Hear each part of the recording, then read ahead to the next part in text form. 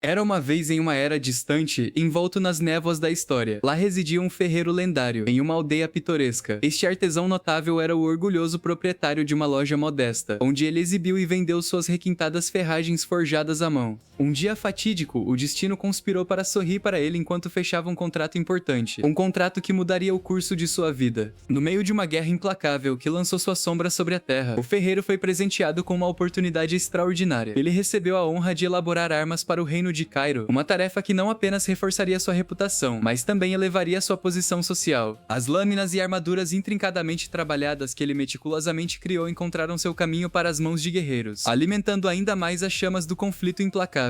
Após a cessação das hostilidades, a dedicação e as contribuições do ferreiro ao esforço de guerra não passaram despercebidas. Em reconhecimento ao seu serviço inestimável ao reino, ele foi agraciado com a nobreza, ascendendo à posição de barão. Esta nobreza recém-descoberta também veio com um bastião da terra, uma propriedade extensa que se tornaria um legado para as gerações vindouras. Entre aqueles que herdariam seu nome estava seu filho, um jovem chamado Roman. A cena muda para um período mais recente no tempo, onde encontramos Roman envolvido em uma perseguição inesperada, ouvindo atentamente os contos de um idoso. Esse desvio do comportamento usual de Roman surpreende seu leal mordomo, um homem que o conhece há muito tempo com os jovens nobres desinteressados nos assuntos do mundo. Mas a narrativa muda mais uma vez para um momento crucial na vida de Roman. Roman, em um momento de epifania, descobre sua verdadeira identidade como o filho mais velho da ilustre família Dimitri. Além disso, ele aceita o fato de que reside no reino de Cairo, localizado dentro do enigmático continente Salamandra. Esta revelação é acompanhada pela realização inquietante de que um reino conhecido como Mirim, um mundo com o qual Roman estava familiarizado, não existe mais. Para espanto de seu mordomo, Roman reconhece essas novas verdades, suscitando uma suspeita de que talvez o jovem nobre tenha se voltado para elicitar substâncias, um vício popular entre os jovens privilegiados. Conforme a revelação se desenrola, o mordomo informa Roman sobre um evento significativo agendado para o dia da chegada de sua noiva, uma senhora da estimada família Lawrence. Em contraste com os irmãos mais talentosos de Roman, ele passou o último quarto de século sequestrado dentro dos limites de seu quarto, ganhando-lhe o apelido nada invejável de idiota de Dimitri. No entanto, as prioridades de Roman parecem divergir das expectativas sociais associadas à sua linhagem nobre. Ao entendimento Roman, as complexidades de navegar no mundo atual têm precedência sobre as formalidades. Esta declaração deixa seu mordomo perplexo, levando-o a questionar por que Roman, que viveu dentro desses arredores por toda a sua vida, iria entreter tais noções. Indiferente ao enigma em torno da repentina mudança de coração de Roman, o mordomo permanece firme em seu dever de servir ao jovem nobre. Então chegamos ao presente, onde Roman está conversando com o velho, e o velho disse a Roman tudo o que ele sabe. Roman agradece ao velho e diz a ele que foi uma grande ajuda, e que o recompensará mais tarde. Para este velho, diz Roman, não é nada, pois foi uma honra para ele até falar com Roman. A jornada introspectiva de Roman começou enquanto ele lutava com sua identidade, questionando a própria essência de sua existência. Originalmente conhecido como Baek Jong-hyuk, um residente de Mirim, ele levou uma vida tumultuada cheia de desafios. Depois de cumprir o mandato de cada vida, ele abraçou sua morte inevitável. No entanto, sua existência tomou uma reviravolta repentina e desconcertante, empurrando-o para a persona desconhecida de Roman Dimitri. Agora perdido no labirinto de seus pensamentos, ponderou se essa transformação foi orquestrada pelo divino ou se era uma forma de punição divina por rejeitar a ascensão. Em meio a essa contemplação existencial, a tranquilidade do momento foi quebrada pela distância. Gritos que emanavam de fora das paredes da residência de Roman. Correndo para investigar, ele descobriu uma cena que enviou um calafrio pela espinha. Um homem ruivo, um humilde vendedor de frutas, estava sendo agredido impiedosamente por 3 agressores, enquanto uma multidão horrorizada assistia impotente. A selvageria do ataque foi terrível, com os perpetradores não mostrando piedade enquanto o pânico ondulava através dos espectadores. Neste momento terrível, o mordomo leal de Roman, sempre vigilante, deu um passo à frente para avaliar a situação. Seus olhos se arregalaram em descrença ao notar uma distinta tatuagem em forma de presa no braço do agressor. Roman não podia ficar de braços cruzados. Ele deu um passo à frente e perguntou sobre o caos que se desenrolava. O mordomo informou Roman que esses atacantes eram conhecidos como Presa de Sangue, um notório grupo de usura cujas operações nefastas se estendiam para além dos limites do território de Dimitri. Parecia que o vendedor ruivo fora vítima de sua crueldade, práticas de extorsão. Conforme a curiosidade de Roman crescia, ele de repente desapareceu do lado do mordomo, indo em direção aos agressores. Com um ar de determinação, ele implorou que cessassem sua brutalidade. As Presas de Sangue, no entanto, rejeitaram o apelo de Roman com desacato, afirmando que a nobreza não tinha influência sobre suas ações. O mordomo, preocupado com a segurança de seu mestre, admoestou Roman para não se intrometer com esses indivíduos perigosos. Roman, relutante em deixar a injustiça prevalecer, virou-se para seu mordomo Hans, buscando uma explicação do sistema jurídico da Terra e as consequências para aqueles que o transgrediram. Hans ficou surpreso com o pedido, pois não era convencional para alguém do status de Roman se envolver em tais assuntos. A revelação de que o vendedor ruivo havia contraído uma dívida e foi submetido à aplicação ilícita da Bloodfang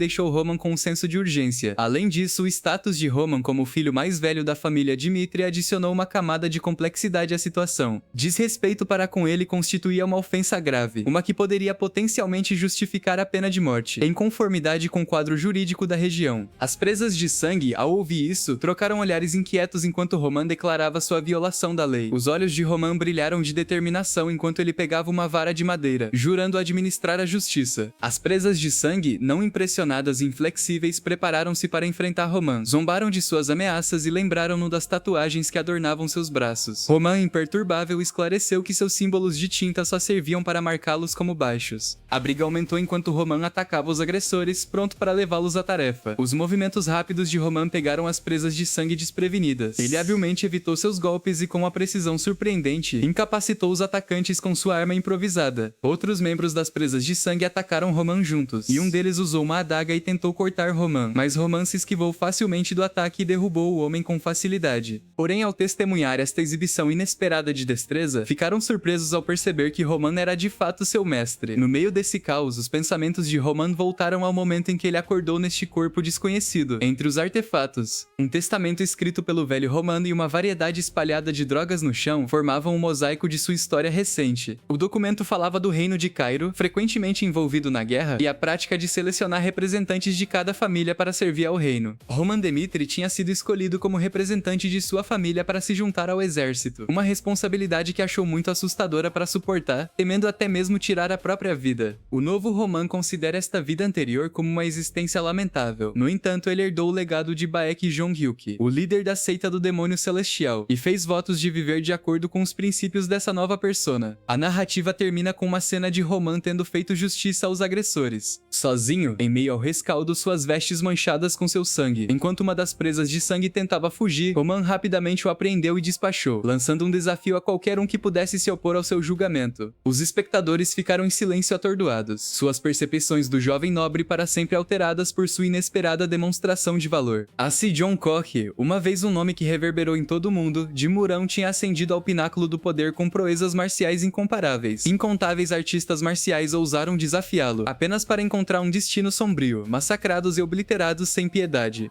Foi uma época em que o mundo inteiro reconheceu o domínio da seita do demônio celestial, uma organização marcial sob o controle de Baek Jong-hyuk, que dominou todo o reino Grimm. No entanto, as circunstâncias tomaram um rumo inesperado. Baek Jong-hyuk, que uma vez exerceu um poder esmagador, agora se via confinado dentro de um frágil e fraco vaso físico em seu estado atual. Ele lutou até para subjugar um mero grupo de rua, rufiões de nível. Este contraste gritante entre seu antigo poder e a fragilidade atual pesava muito sobre seus ombros, frustração gravada em seu rosto. Roman, o nome pelo qual ele agora foi convocado, chamou seu mordomo leal e o instruiu a alertar os guardas. Roman exigiu uma investigação sobre a recente escaramuça, enfatizando a urgência do assunto. O mordomo, visivelmente abalado, assentiu em conformidade e apressou-se a cumprir as ordens de seu mestre. Enquanto as rodas da justiça eram postas em movimento, Roman ponderou sobre as limitações de seu corpo atual. Ele lamentou sua falta de vitalidade e o fluxo errático de Ki, uma energia vital no mundo de Roma. Com determinação gravada em seu olhar, ele resolveu acelerar sua busca por conhecimento, mais crucialmente o processo indescritível de modificação esquelética, um caminho para um poder maior. Enquanto Roman contemplava seu futuro, um homem ruivo se aproximou dele, gratidão brilhando em seus olhos. Ele expressou seus sinceros agradecimentos a Roman por salvar sua vida, ao que Roman respondeu com franqueza incomum. Ele esclareceu que sua intervenção não foi movida por benevolência, mas sim por um estrito cumprimento do Estado de Direito. As presas de sangue que o grupo Roman enfrentou transgrediram os limites da legalidade, e ele aplicou a punição em conformidade.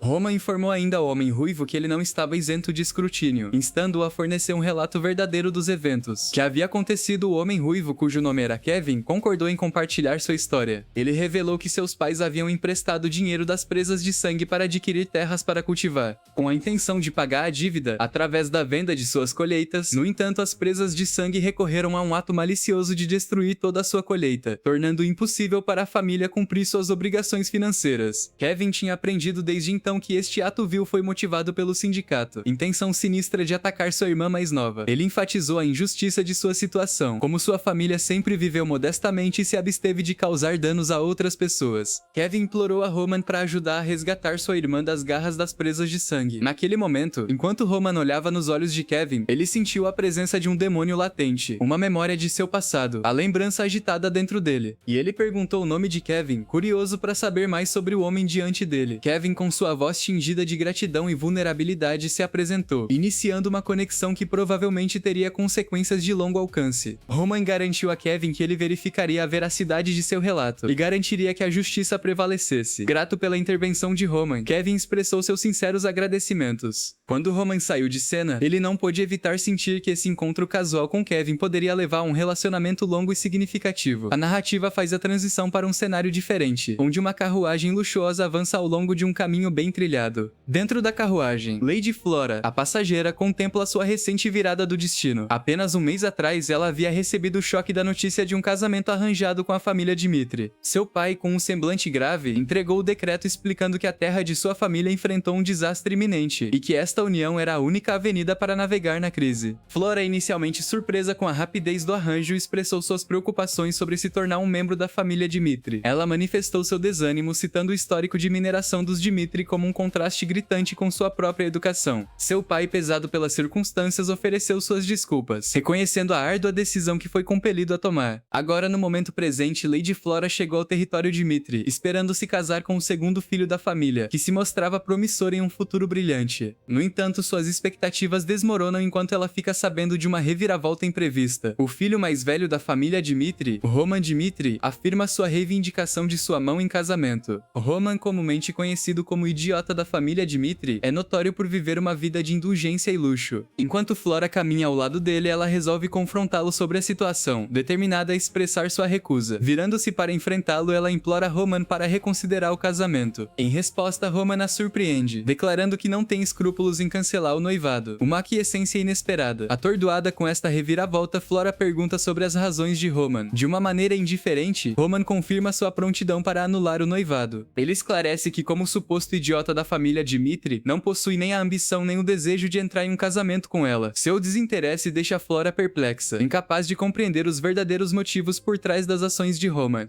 Motivada pela persistência de Flora, Roman decide informar seu pai sobre sua decisão mútua. Flora fica chocada e diz a ele para parar. Roman pergunta se há algum problema. Flora diz a Roman que ouviu que esse casamento aconteceu porque ele realmente queria se casar com ela, e agora ele tá disposto a cancelar o casamento dele sem quaisquer condições. Então ela está um pouco confusa. Roman pergunta se ela quer se casar com ele. Então ela responde que não realmente. Roman diz a ela, então não vamos causar mais problemas um ao outro. Então agora nós dois concordamos em cancelar o casamento. E isso é tudo que há pra isso. Roman diz a ela que vai assumir a responsabilidade por quebrar o noivado. Flora fica surpresa ao ouvir isso. Roman diz a ela que já é chamado de idiota do Dimitri. Então não é um grande problema também ser chamado de homem divorciado. Flora fica chocada ao ouvir isso e não entende qual é o negócio de Roman, e se pergunta se ele é realmente aquele idiota. Roman, o filho mais velho de Dimitri, entra no escritório de seu pai e entrega a notícia do noivado quebrado. A reação de seu pai está longe do que Roman tinha antecipado. Diante de uma onda de raiva, o pai de Roman o castiga por comprometer um acordo que tinha o potencial de elevar a família Dimitri, permanecendo como nobreza. Seu pai ressalta a importância do casamento e expressa sua decepção com a incapacidade de Roman para cumprir até mesmo este simples dever. Como o filho mais velho, Roman, inabalavelmente resoluto, oferece suas desculpas, mas a fúria de seu pai não mostra sinais de diminuir. Em um acesso de raiva, ele joga uma xícara na direção de Roman, errando por pouco seu alvo, mas tirando sangue em sua testa. As repreensões de seu pai continuam, enfatizando que este casamento pretendia garantir um futuro melhor para sua família. Em um ato de genuína contrição, Roman implora perdão a seu pai, reconhecendo a gravidade de suas ações. No entanto, a resposta de seu pai é inabalável. Ele lembra a Roman que o noivado ofereceu uma oportunidade para Roman se casar com uma nobre de sua escolha, e assim cumprir suas obrigações familiares. Em vez disso, a desobediência de Roman colocou em risco seu próprio futuro.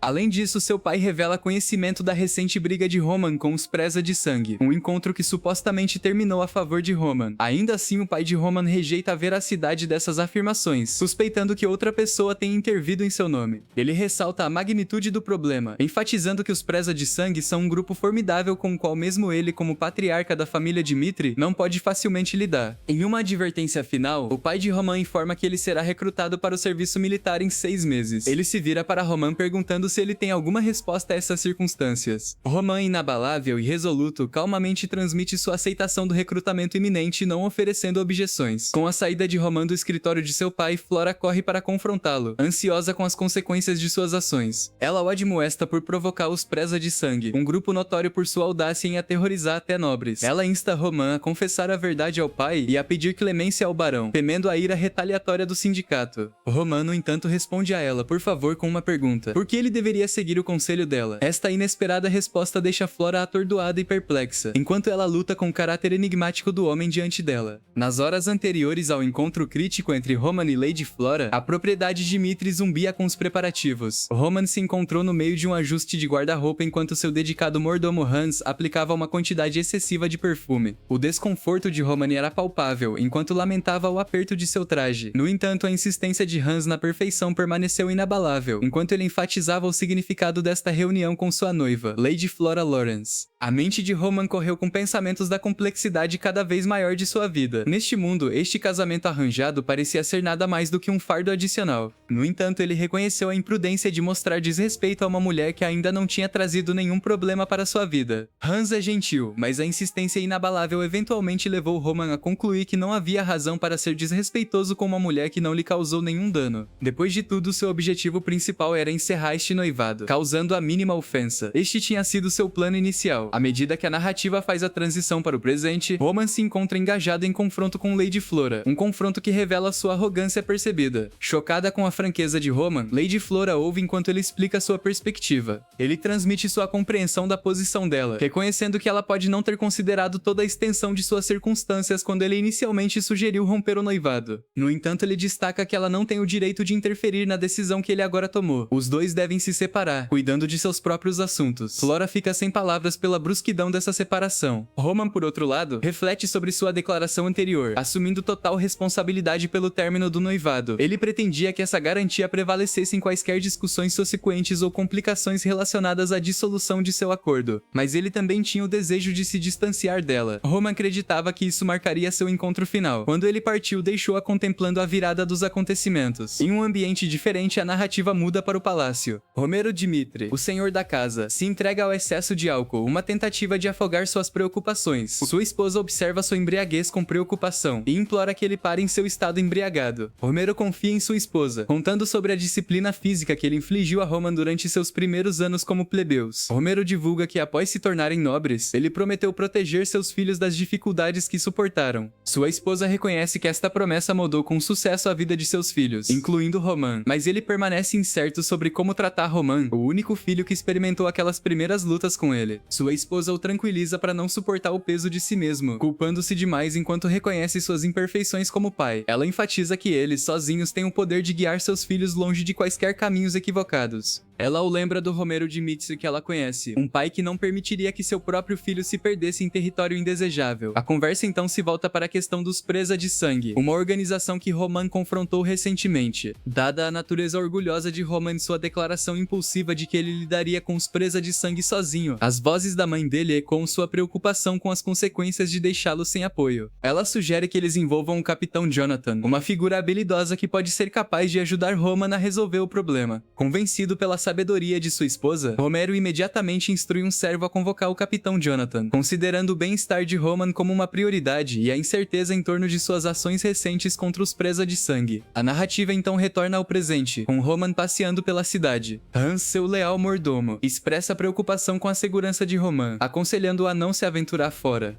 A ameaça iminente de uma potencial retaliação por parte das presas de sangue solicita Hans que inste o retorno de Roman à segurança do palácio. Roman questiona Hans sobre quando as presas de sangue acumularam sua força recém-descoberta, ao que Hans só pode oferecer incerteza. Roman contempla a dinâmica peculiar das presas de sangue, uma organização que ganhou notoriedade eliminando brutalmente seus adversários, particularmente aqueles envolvidos em atos repreensíveis. Sua reputação gerou medo que, por sua vez, aumentou sua eficiência operacional. Roman reconhece o perigo duradouro apresentado representado pelas presas de sangue, mas enfatiza que desde que inspirem medo, elas permanecem gerenciáveis sem se intimidar. Roman e Hans entram em um restaurante onde fazem o pedido de uma refeição substancial. Hans está visivelmente encantado com a perspectiva de se entregar à refeição deliciosa. Depois de se sentir confortável, Roman informa a Hans que ele pode permanecer e desfrutar da refeição, enquanto ele pretende continuar sua investigação sozinho. Esta revelação surpreende momentaneamente Hans, que esperava acompanhar Romane. Em uma reviravolta de eventos, Hans se volta para Romane, expressando sua relutância em deixar seu jovem mestre entrar em perigo potencial desacompanhado. Esta demonstração inesperada de lealdade e determinação pega Roman de surpresa, e ele elogia Hans por sua dedicação inabalável. Roman oferece suas palavras de despedida, e ao sair do restaurante, Hans fica para trás, já tendo tomado a decisão de entrar em contato com os soldados e informá-los da situação. Roman, entretanto, passeia pelas ruas com uma intenção deliberada para atrair as presas de sangue em sua direção. A estratégia calculada de Roman visa levar as presas de sangue até ele. Ele sabe que elas provavelmente discerniram sua presença e localização. Adicionalmente, o dia coincide com o treinamento regular dos cavaleiros Dimitri, resultando em uma diminuição da segurança nas ruas. Isso representa um momento oportuno para as presas de sangue se vingar. Enquanto Roman se aventura pela cidade, deliberadamente deixando um rastro a ser seguido, ele se vê repentinamente emboscado por um agressor armado com uma adaga. O atacante o ataca com força total, tentando pegar Roman desprevenido. Então a cena muda para soldados, onde seu capitão Jonathan se encontra com o mordomo de Roman e diz a ele que eles têm que ir encontrar Roman imediatamente, uma vez que ele foi sozinho para lutar com as presas de sangue. A cena volta para Roman, onde seus reflexos e habilidades de combate vêm à tona, permitindo-lhe bloquear sem esforço o ataque e desarmar seu oponente. Ele rapidamente incapacita o suposto agressor, enquanto os companheiros atacantes ficam chocados com as proezas de Roman e seus preconceitos sobre ele. Estando em descrença e perplexidade, Roman, exalando um ar de confiança e autoridade, encoraja-os a se engajar ainda mais. O palco está pronto para um confronto que revelará as verdadeiras capacidades de Roman para seus adversários. Nos jardins mal iluminados da grande propriedade Hans, o mordomo se aproximou do capitão Jonathan com urgência, que espelhava a gravidade da notícia que ele deu. O jovem mestre Roman, o herdeiro aparentemente frágil da casa, se aventurou na cidade sozinho, abandonando qualquer comitiva protetora em uma missão ousada para enfrentar um notório grupo presa de sangue. O capitão Jonathan, um líder experiente com uma propensão para a sagacidade estratégica, e seu soldado leal consideraram esta revelação como uma mistura de diversão e incredulidade. O jovem Roman, conhecido como o mais fraco da casa, se envolvendo voluntariamente com a notória presa de sangue, risos irromperam do capitão e do soldado, ecoando dentro dos corredores sagrados enquanto questionavam a credibilidade do mordomo. Destemido pelo ceticismo, Hans manteve sua posição, insistindo veementemente que Roman falava a verdade. Por que o jovem mestre mentiria sobre um assunto tão perigoso? Essa afirmação pairava no ar como um enigma sem resposta, levando o capitão a se aprofundar no mistério que agora se desenrolava diante dele. O olhar contemplativo do capitão Jonathan vagou para as sombras da suspeita. Ele especulou que o pai de Roman, o patriarca da casa, poderia ter entregue um aviso prévio sobre o confronto perigoso de seu filho com a presa de sangue, um apelo silencioso por ajuda, um chamado clandestino às armas. Imaginando a preocupação paterna que pode ter estimulado essa decisão, Jonathan resolveu ajudar Roman e desvendar o enigma que agora envolvia o jovem mestre. Apesar de suas reflexões, o capitão não conseguia entender por que Roman, sem as habilidades de um guerreiro experiente, iria voluntariamente se empurrar em uma missão tão perigosa. Um senso de urgência tomou conta de Jonathan, levando-o a emitir comandos rápidos para seus soldados. O barulho de armas sendo preparadas encheu o ar enquanto ele instruiu Hans a guiá-los até a localização do jovem mestre Roman. Garantias fluíram dos lábios de Jonathan como um escudo, prometendo a Hans que enquanto eles estivessem presentes, a presa de sangue não ousaria colocar um dedo em Roman. Ainda sob o verniz de confiança, Jonathan tinha um pensamento irritante. Se a informação de Hans continha alguma verdade, a necessidade de localizar Roman rapidamente se tornou primordial. O pêndulo narrativo voltou para Roman, agora imerso em um confronto com dois bandidos vingativos, buscando retribuição por seu camarada caído. Veloz como uma sombra, Roman se esquivou dos ataques do primeiro agressor, derrubando-o com uma graça calculada. O segundo bandido, alimentado pela raiva, avançou, apenas para enfrentar a força do contra-ataque de Roman, um chute poderoso no estômago que o deixou amassado no chão. Em meio ao caos, Mihael, companheiro constante de Roman, surgiu em cena. O bandido derrotado implorou por misericórdia, instando Roman a não dar o golpe final. Ao ceder, Roman lembrou o bandido das vidas que ele já havia extinto e brandiu uma faca, ameaçando infligir mais dor a a menos que o bandido divulgasse informações. Em uma voz carregada de determinação, Roman procurou a identidade do líder do Presa de Sangue. Os fios narrativos então se teceram no cenário de um restaurante movimentado, onde Roman, tão enigmático como sempre, aproximou-se do balcão. O homem atrás do balcão o reconheceu, curiosidade gravada em suas feições. Roman, em sua maneira enigmática, proferiu as palavras Lágrima do Amanhecer. O careca, um patrono do estabelecimento, interveio, revelando a ausência de tal bebida em seu repertório. Roman, imperturbável, aceitou uma alternativa, pedindo uma bebida forte com a explicação de que ele tinha planos de manhã cedo, uma declaração que despertou interesse entre os clientes do bar. Uma transição perfeita transportou a narrativa para o bandido que direcionou Roman para este bar em particular. Ele desvendou os meandros do estabelecimento, detalhando as missões atribuídas por meio de um código especial. Intrigado, Roman procurou decodificar essa linguagem clandestina, aprendendo que o código envolvia mencionar Lágrima do Amanhecer, algo forte que trabalhe pela manhã, tudo em uma sequência específica. A tapeçaria de eventos voltou ao pub, onde Roman se sentou calmamente. Enfrentou a agressão repentina do careca, que desembainhou sua espada sinalizando um ataque iminente. Com a graça de um guerreiro experiente, Roman rapidamente neutralizou o careca e então virou sua atenção para os membros cobradores do bar. Em uma exibição de habilidade incomparável, ele os despachou com facilidade, deixando os patronos restantes maravilhados. A realização surgiu sobre eles, que Roman não era a figura fraca que haviam antecipado. A narrativa divergiu momentaneamente para mergulhar no conceito de Mirim, uma técnica de artes marciais que aproveita a força através da respiração controlada. Roman, referido como o Demônio Celestial, passou por um rigoroso treinamento de artes marciais, embora reconhecesse que ainda não havia atingido seu zênite. Os espectadores, testemunhando suas proezas extraordinárias,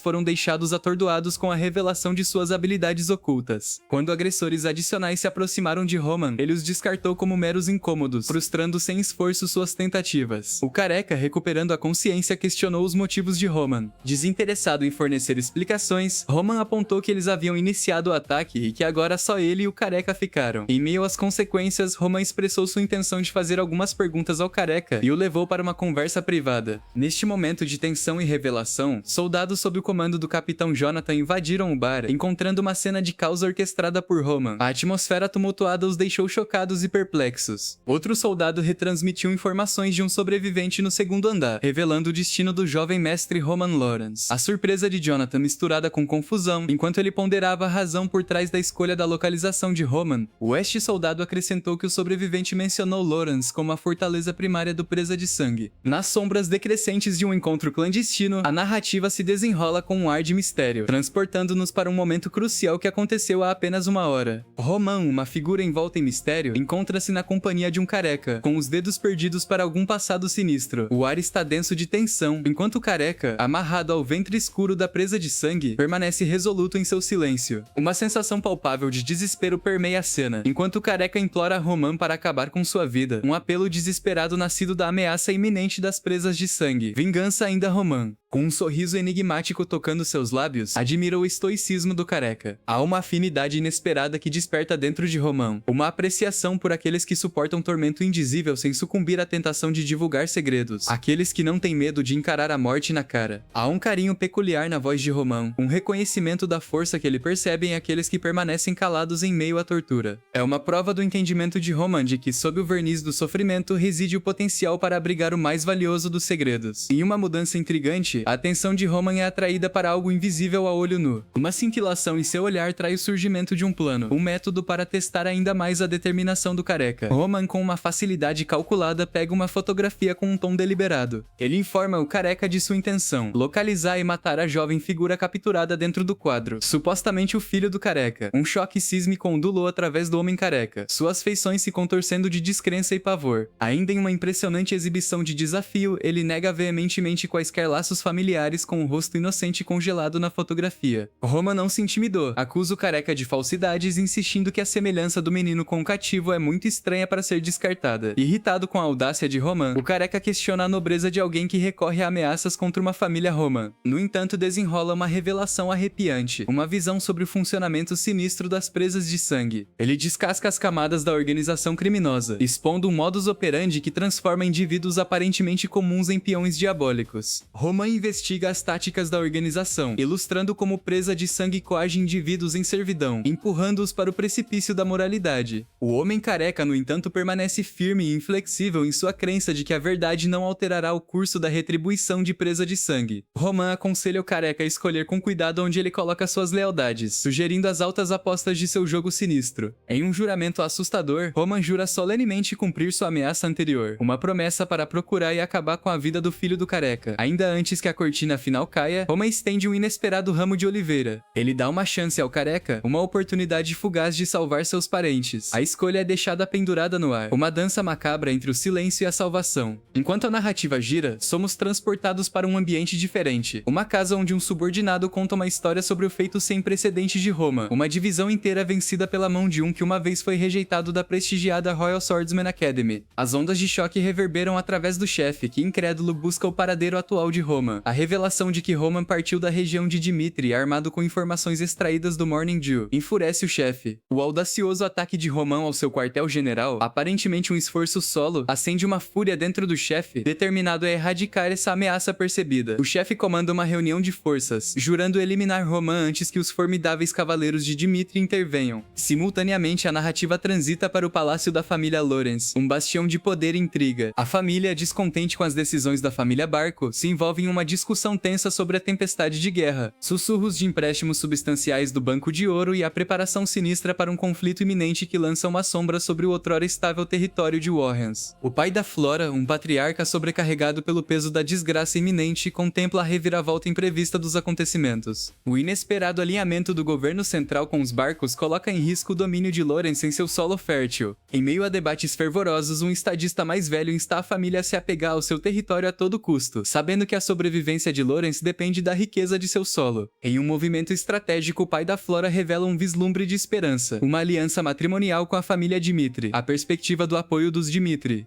Sua riqueza e influência despertam um lampejo de otimismo entre os membros da família Lawrence. Sua alegria é palpável, uma trégua momentânea da escuridão invasora, mas à medida que a alegria floresce, uma nuvem de incerteza desce sobre a Flora. Fora da porta, ela luta com um segredo que ameaça desvendar a delicada tapeçaria de alianças. O noivado quebrado com Dimitri. Cheia de trepidação, ela contempla a revelação iminente para seu pai, uma confissão que pode fraturar a unidade familiar. Em um momento de vulnerabilidade, um soldado emerge, perturbando a turbulência interna da Flora. Uma emergência é uma palavra que quebra a paz frágil dentro do Palácio Lawrence, impulsiona a narrativa para frente. A cena faz a transição para a fronteira, onde o capitão Jonathan e seus soldados imploram aos guardas de Lawrence para abrir a porta, citando o perigo iminente de Roman. Um impasse segue os soldados inabaláveis em sua demanda por protocolo. Ainda assim, uma revelação do caos no Lawrence Flora leva o capitão Jonathan a escalar seu apelo. A tensão cresce preparando o terreno para uma violação potencial, enquanto o destino de Roman e Dimitri está na balança. Em uma reviravolta fascinante, a narrativa muda para o Lawrence Central Plaza, um teatro de choque e descrença. Roman emerge, arrastando o líder da Presas de Sangue, um testamento visual da conexão sinistra entre a organização criminosa e a guerra iminente, nos tons suaves do crepúsculo. A narrativa se desdobra atravessando o tempo para o coração clandestino do covil do Presas de Sangue. As sombras dançam com antecipação. Uma assembleia malévola do Presas de Sangue se prepara para o confronto iminente. Com armas Roman brilham ameaçadoramente, uma sinfonia de perigo ecoando no ar. O líder, envolto em excesso de confiança, acredita que o grande número de sua facção garantirá a vitória, mas em uma reviravolta repentina do destino, o medo agarra o núcleo do líder, um terror visceral que eclipsa sua bravata. A cena se desenrola revelando a obra de Roman, cada membro da Presas de Sangue incapacitado, um testamento do enigma que é Roman. Sua figura emerge, uma silhueta contra o caos que ele semeou, e ele caminha propositalmente em direção ao líder trêmulo. O pânico engole o comandante das Presas de Sangue que confrontou com a stark realidade de sua morte iminente. Ele recua de terror. A narrativa faz uma transição perfeita para o presente, as ruas servindo de palco pela busca incansável de Roman pela justiça. O líder das Presas de Sangue, agora à mercê de Roman Ferro, vai implorar por sua vida em um crescendo desesperado. Roman, uma personificação do estoicismo, permanece impermeável ao por favor, arrastando a figura encharcada de sangue para os olhos do público, enquanto o líder implora por misericórdia, prometendo servidão em troca de sua vida. A recusa de Roman reverbera através dos espectadores. As ruas testemunham um choque de moralidade. O carrasco e o condenado, emaranhados em uma dança macabra. O pé de Roman desce com uma pisada retumbante, uma finalidade sombria que ecoa através da multidão horrorizada. O espetáculo público se desdobra e Roman aproveita a oportunidade para expor os pecados do sangue canino. Sua voz, uma chamada clarion, expõe a malevolência da organização organização, seus tentáculos chegando até mesmo ao santuário da família Dmitri, desmascarando a traição das presas de sangue contra seus parentes. Pinta um quadro vívido de seus métodos nefastos, o caminho torcido que transforma almas comuns em peões da escuridão. A multidão cativa do drama que se desenrola luta com o choque das revelações. A declaração de Roman ecoa, condenando as atrocidades das presas de sangue e expondo a gravidade de seus crimes. Uma resolução arrepiante permanece no ar enquanto Roman pronuncia sua intenção de extrair o mal do líder das presas de sangue da maneira mais visceral. A execução desenrola um quadro sombrio que grava na memória coletiva das testemunhas. A lâmina de Roman se torna um instrumento de retribuição, cortando os laços que ligam o Sangue Fang ao seu líder insidioso. Capitão Jonathan, chegando ao local, é pego na ressaca de choque, seu olhar paralisado sobre o espetáculo brutal que se desenrola diante dele. A narrativa gira para os sagrados salões do poder de Lawrence, uma sala de reuniões mergulhada em tensão e inquietação. A família Lawrence, surpreendida pela revelação do heterodoxo Roman, enfrenta as ramificações de seu ato audacioso. Pai da Flora, o barão está no epicentro da tempestade, com um rosto de descrença gravado em seu semblante. Os membros da família Lawrence, a par das notícias perturbadoras, expressam preocupação com a gravidade das ações de Roman. O espectro de assassinato não autorizado se aproxima, uma ofensa que exige atenção. Pai da Flora, em uma tapeçaria complexa de emoções, está dividido entre a necessidade de justiça e um reconhecimento relutante das presas de sangue. Em um momento decisivo, o pai da Flora resolve convocar Roman, buscando clareza do orquestrador desta reviravolta imprevista. A porta se abre, anunciando a entrada de Roman na câmara. A presença do capitão Jonathan ao lado de Roman serve como um testemunho dos esforços colaborativos que transpiram na busca da justiça. Roman, estoico e resoluto, cumprimenta o barão com um aceno de cabeça, um reconhecimento sutil da dinâmica complexa em jogo. Pai da Flora não mediu palavras e implora a Roman para desvendar o enigma por trás de sua violência, a incursão no território de Lawrence. O ar engrossa com tensão, como o destino de alianças e compromissos oscila no precipício. A narrativa se desenrola em outra camada, enquanto a cena muda para fora da sala, onde Flora, inconsciente da tempestade se formando dentro, busca a resposta de um soldado. Sua investigação, tingida de curiosidade, gira em torno da figura enigmática que tinha acabado de entrar no escritório de seu pai, Roman Dmitri. O soldado, testemunhando o drama que se desenrola, enigmaticamente sugere uma revelação que aguarda Flora. De volta aos limites da sala de reuniões, Roman começa a contar a gênese de sua intervenção. O conto tece através do tecido dos dias passados, uma odisseia que começou com o ataque de presas de sangue a um cidadão inocente, um catalisador para a ação decisiva de Roman. A lembrança se desdobra como uma balada sombria, cada nota ressoando com um senso de dever e imperativo moral. Pai de Flora, uma mistura de incredulidade e preocupação, pressiona Roman sobre a autoridade que sancionou sua intervenção. Roman, com um olhar medido, reconhece a falta de autoridade explícita, revelando o ceticismo que lhe abrigava. Uma onda de descontentamento percorre os nobres de Lawrence enquanto o capitão Jonathan, uma vez um confidente dos romanos, luta com a transformação do homem diante dele. A revelação de Roman lançou uma sombra sobre a apatia de Lawrence, resposta à ameaça das presas de sangue. Os nobres, indignados com a audácia de Roman, questionam a propriedade de sua ação unilateral. Ainda o pai de Flora, um estrategista astuto, contempla a essência do gambito de Roman, um movimento nascido da necessidade e um lembrete gritante do fracasso de Lawrence para conter a influência das presas de sangue. Enquanto Roman enfrenta o escrutínio da nobreza de Lawrence, uma reviravolta surpreendente se desenrola. A admissão pragmática do barão de que ele não sabia da verdadeira identidade de Ben Miles. A revelação muda a dinâmica, forçando os nobres a enfrentar a realidade de que o líder das presas de sangue operou sob o pretexto de notoriedade criminosa dentro da jurisdição de Lawrence. Em um golpe magistral, o pai de Flora difunde a tensão, declarando o caso encerrado e absolvendo Roman das consequências imediatas. O movimento calculado é uma prova da perspicácia política do barão, reconhecendo os benefícios potenciais de uma aliança com uma figura capaz de ação decisiva. Roman, inflexível em suas convicções, mantém sua posição. A reunião termina com uma promessa de recompensas futuras para Roman, um gesto que sugere uma nuance de compreensão do valor que ele traz para a aliança de Lawrence. Fora da sala de reuniões, o barão instrui seu servo a convocar Flora, antecipando um momento crucial de revelação. As rodas do destino giram, e Flora, felizmente inconsciente, acena para conhecer seu pai, um encontro que promete remodelar os contornos de seu futuro. Os fios narrativos se entrelaçam enquanto Roman, Jonathan e sua comitiva retornam ao território. Dmitri e o capitão Jonathan, incapazes de conciliar a metamorfose do outrora fora familiar Roman confronta ele sobre o confronto provocativo com o Barão Roman, enigmático e calculado. Revela a lógica por trás de suas ações, a percepção da negligência de Lawrence e a necessidade de intervenção decisiva. Jonathan, atordoado com a previsão de Roman, luta com a percepção de que o homem à sua frente evoluiu para um arquiteto estratégico, muito longe do Dmitri Roman de antigamente. O abismo entre a expectativa e a realidade se amplia e Jonathan, como os nobres Lawrence, luta para compreender as camadas de complexidade que agora envolvem a identidade de Roman na tapeçaria da linhagem celestial. Baek Jong-hyuk emergiu como uma figura enigmática, o filho do demônio celestial, cujo destino se desenrolou no cadinho de um poço, um lugar onde o frio chão duro testemunhou sua luta pela sobrevivência. Seu pai, o patriarca celestial, lançou neste abismo desolado um árduo campo de provas que pretendia extrair de João a essência de seu valor. Uma proclamação arrepiante ecoou através do poço. Como pai de Yong, indiferente à situação de seus 12 filhos, declarou que a morte de Yong não tinha significado. Para a progenie do demônio celestial, eram dispensáveis, meros números a serem reabastecidos sem remorso. O patriarca celestial, um prenúncio da indiferença divina, transmitiu uma diretiva solene a João, um mandato para ascender ao poder, para reinar sobre os habitantes do poço e, portanto, para provar ser digno aos olhos de seu pai. Contudo, o destino tomou um rumo inesperado na forma de um soco. Um companheiro, equivocado pelo fascínio da linhagem celestial de Yong, desencadeou um golpe físico que destruiu a ilusão do privilégio divino. Nos olhos desta criança, Jong não era uma figura de reverência, mas sim um pirralho arrogante. Um confronto violento se seguiu, desvendando uma infância marcada pela brutalidade. Em um mundo onde apenas os mais fortes dominavam, o agressor, não impressionado com o pedigree celestial de Jong, desferiu um golpe rápido em seu queixo, enviando-o esparramado para o chão implacável. Jong não se intimidou. Tentou retaliar, mas seus esforços foram em vão enquanto a criança habilmente se esquivava de seus ataques e retaliava com um golpe forte no queixo de Yong. O poço se tornou um campo de batalha, testemunhas do espetáculo primordial de um herdeiro celestial trazido para baixo pelas duras realidades da sobrevivência. A infância se desenrolou em meio à desolação do poço, onde outras crianças foram protegidas pelo abraço protetor de seus pais. João, no entanto, era uma anomalia, jogado fora em um mundo onde apenas os mais fortes reinavam. Suas lutas, gravadas nas cicatrizes em seu corpo, contaram uma história de resiliência e determinação primordial. A narrativa então transcendeu o tempo, mudando para a opulência do palácio de Dmitri. No presente, aqui João se metamorfoseou em Roman, uma figura de poder e complexidade. Na solidão de sua câmara, Roman mergulhou em um banho, sentindo o cansaço de seu novo corpo que se cansava facilmente. Os ecos de um despertar em um mundo dominado pelo enigmático presas de sangue ressoaram dentro dele. Roman refletiu sobre as escolhas que fez, escolhas que o levaram a aniquilar tudo, obstruindo seu caminho na busca pela presas de sangue. Suas convicções permaneceram inabaláveis. Ele não vacilou em se tornar a pessoa que era em sua vida passada. Ele tinha sido uma força a ser reconhecida, cortando e torturando aqueles que o obstruíram, utilizando todos os meios necessários contra aqueles com intenções de matar. O banho tornou-se um recipiente para a contemplação de Roman, um momento de introspecção em meio à espuma e calor. O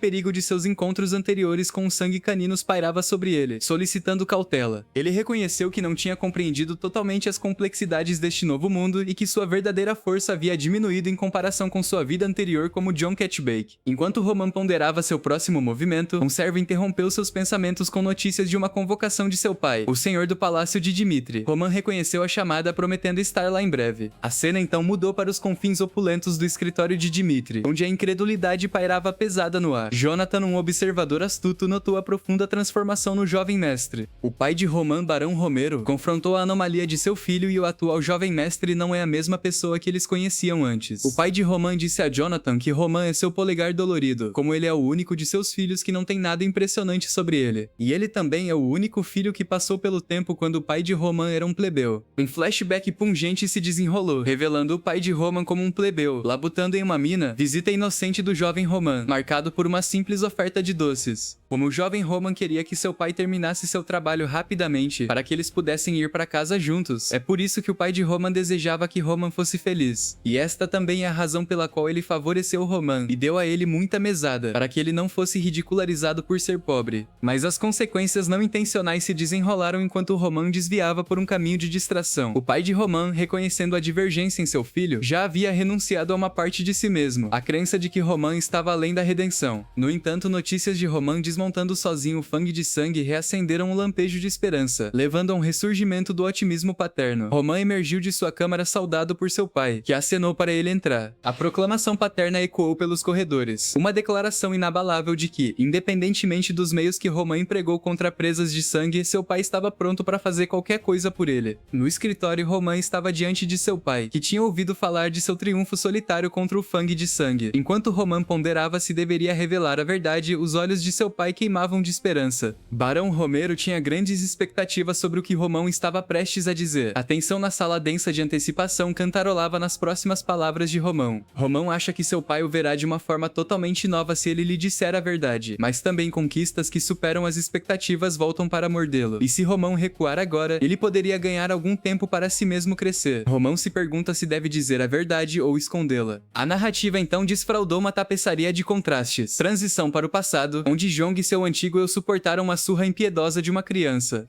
Os ecos do poço ressoaram quando Jong, espancado e machucado, apreendeu uma pedra. Em uma onda de determinação primordial, ele retaliou, derrubando seu agressor com força brutal. O garoto cai no chão, cobrindo o rosto de medo. Jong se levanta novamente e brutalmente soca o homem com uma pedra na mão, terminando sua vida. Espectadores estão chocados com este ato violento. Jong orgulhosamente declara a todos na caverna que ele derrotou o chefe, estabelecendo-se Baek Jong-hyuk como a força dominante. A cena então muda para o presente, onde Roman confessava a seu pai que foi ele quem derrubou a presas de sangue, como Roman foi Baek Jong-hyuk em sua vida anterior, e não sabe esconder sua superioridade. O centro de treinamento do território Dmitri permaneceu como um bastião do desenvolvimento marcial, onde os ecos de espadas conflitantes e o zumbido fervoroso do treinamento disciplinado encheram um ar neste cadinho de aspirantes a cavaleiros. Barão Dmitri, acompanhado por seu conselheiro de confiança, Jonathan, e o enigmático filho Roman, fez uma grande entrada. A visão do barão, Jonathan e Roman entrando incitou todos os alunos e seus instrutores a ficarem em fila, estendendo uma recepção coletiva que ressoou com admiração e respeito entre o mar de aspirantes a cavaleiros. Um observador de cabelos castanhos teve sua atenção atraída pela presença inesperada de Roman. A pergunta silenciosa permaneceu em sua mente. O que Roman estava fazendo aqui? No coração do centro de treinamento, o mistério se aprofundou quando o trio formado pelo barão Dmitri, Jonathan e Roman tomou seus lugares dentro da vasta extensão das instalações de treinamento. A antecipação atingiu o pico quando Jonathan, assumindo o papel de arauto, dirigiu-se aos alunos reunidos. Uma onda de curiosidade varreu os espectadores à medida que eles aprenderam sobre o evento principal do dia, um duelo de esgrima apresentando ninguém menos que o jovem mestre Roman. Jonathan, com uma presença dominante, abriu a palavra para os alunos, convidando-os a dar um passo à frente se eles desejassem participar. No entanto, para a perplexidade do observador de cabelos castanhos e de toda a assembleia, um profundo silêncio se seguiu. Nenhum participante ansioso surgiu para aceitar o desafio. Perplexo, o indivíduo de cabelos castanhos não conseguia entender a hesitação. Ponderando que se envolveria voluntariamente em um duelo com Roman, o sentimento tácito da multidão parecia ecoar seus sentimentos. Dúvida e relutância. A narrativa então deu um salto temporal, retrocedendo uma hora antes para um momento crucial, quando Roman revelou a surpreendente verdade ao seu pai, Barão Romero, em uma troca privada. Roman revelou que havia derrubado Presas de Sangue, uma organização notória por si só. O choque no rosto do Barão Romero era palpável, enquanto buscava detalhes sobre a audaciosa façanha de Roman. Ciente da necessidade de pisar com cuidado em sua resposta, Roman explicou que estava treinando clandestinamente suas habilidades de esgrima. Barão Romero, intrigado com o segredo, questionou por que Roman havia escondido esse esforço. A revelação de Roman desvendou um desejo de independência, um desejo de escapar do casulo de mimos que o cercava. Roman expressou que passara muito tempo vagando sozinho e procurou demonstrar que mesmo a percepção tola da família Dmitri poderia alcançar a grandeza independentemente. A conversa girou em torno da revelação central de Roman, a derrota de Presas de Sangue. Roman elucidou que a organização, nascida de empréstimos ilegais e sustentada por meio de ameaças e coerção, poderia desmoronar se seu líder fosse derrotado. Barão Romero, chocado com a audácia de Roman, atraiu o líder canino de sangue, Ben Miles, com informações falsas, repreendeu seu filho pela imprudência de suas ações. O discurso explorou o risco calculado que Roman havia tomado, utilizando-se como isca. Roman argumentou que o grupo, limitado por ameaças e pressões, não arriscaria suas vidas para salvar seu líder em uma situação em que poderiam recuperar sua liberdade. Apesar da raiva inicial do Barão Romero, ele ficou impressionado com o planejamento cuidadoso de Roman, sua tomada de decisão e a coragem de executar o plano. Este recém-descoberto respeito levou a um favor único do Barão. Ele expressou seu último desejo de testemunhar a esgrima transformada de Roman em primeira mão, ansioso para ver a extensão da evolução de seu filho. Voltando ao presente, uma atmosfera solene prevaleceu, como ficou evidente, que ninguém entre os aspirantes a cavaleiros estava disposto a dar um passo à frente enfrentar Roman no duelo iminente. O observador de cabelos castanhos contemplou o cenário, concluindo que os potenciais participantes viam pouco a ganhar em desafiar Roman e as consequências de uma perda se aproximavam. Jonathan, diante do desafio de uma multidão indiferente, assumiu a responsabilidade para selecionar um oponente digno para Roman. Seu olhar caiu sobre o observador de cabelos castanhos, e com uma determinação resoluta, ele chamou Chris, o vice-capitão dos Cavaleiros de Mithril, para dar um passo à frente e se envolver em um duelo com Roman. A revelação de Chris como o oponente escolhido provocou choque na atmosfera. A narrativa então mergulhou no passado, um ano atrás, quando Chris encontrou Roman pela primeira vez. Surgiram relatos de uma perturbação em um restaurante, onde um bêbado causando confusão acabou por ser Roman de Mithril. Chris, encarregado de restaurar a ordem, interveio apenas para ser esbofeteado por Roman. Naquele momento, Chris percebeu a dura verdade. Roman nunca havia treinado, possuindo a força de um homem adulto abaixo da média. A revelação deixou Chris incrédulo, incapaz de reconciliar a imagem do indivíduo patético diante dele com o status de filho do senhor. Voltando ao presente, o choque de ser escolhido para um duelo contra alguém que ele já considerou lixo permaneceu na expressão de Chris. Apesar de sua relutância, Jonathan insistiu que Chris, como vice-capitão e testemunha do confronto de Roman com presas de sangue, era o candidato legítimo para uma partida justa. Tentando dissuadir Jonathan, Chris transmitiu suas hesitações sobre enfrentar Roman. No entanto, Jonathan, armado com conhecimento das façanhas de Roman contra caninos de sangue, afirmou que a participação de Chris era essencial para uma partida justa. Chris, ainda lutando com noções preconcebidas sobre as habilidades de Roman, aceitou sem entusiasmo o duelo.